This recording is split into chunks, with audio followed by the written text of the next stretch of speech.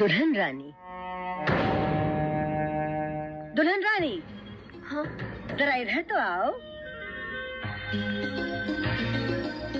ओहो वाह, नई नवेली दुल्हन के भीगे भीगे बाल हमें बहुत अच्छे लगते हैं। इसकी सुबह सुना रही है इसके रात का फसाना। जी? ओहो, कितनी सुंदर साड़ी है, और इसका पल्ला तो और भी प्यारा है। भाई तुम्हारे माँ बाप के टेस्ट की तो दाद देनी पड़ेगी। ऐसी कितनी साड़ियाँ और जेवरात लेकर आई हो साथ।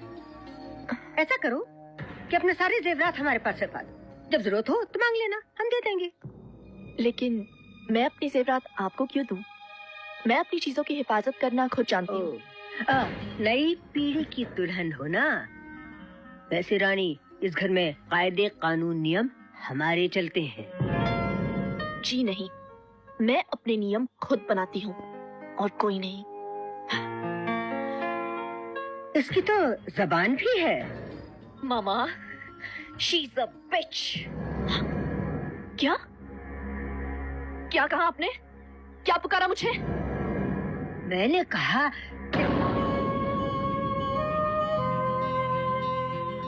मैं क्या कह सकती हूँ बेटा? आखिर मैं क्या कह सकती हूँ?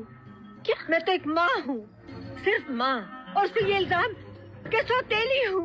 हाय, बहू की इतनी ऊंची आवाज सुनने से पहले मैं मर क्यों नहीं गई? क्या हुआ माँ, क्या बात है? राम, मैं रही इस घर की चौकीदार। मैंने बहू से कहा कि अपने गहने मुझे हिफाजत में दे दो, कहीं ऊंच नीच हो जाए। घर के नौकरों का क्या भरोसा। बेटा, बस इतनी सी राय दी थी, वो नाराज हो गई।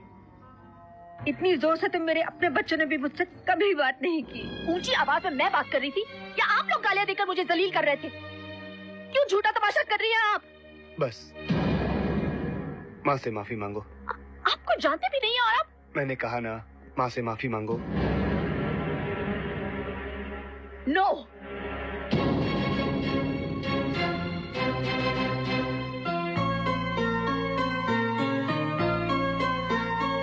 अंजलि, मैंने आपसे पहले ही कह दिया था कि मेरे साथ किसी भी किस्म की जबरदस्ती नहीं चलेगी। माँ ने सिर्फ जेवर ही मांगे हैं ना, तो जाओ माँ को जेवर दे आओ। कभी नहीं। क्यों दूं मैं अपने जेवर?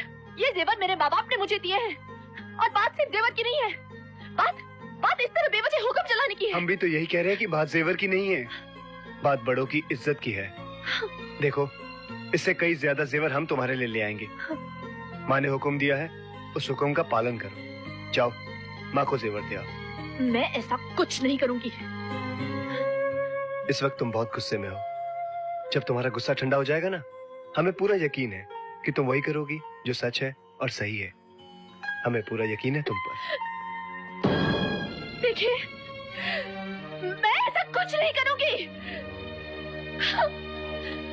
नॉनसेंस।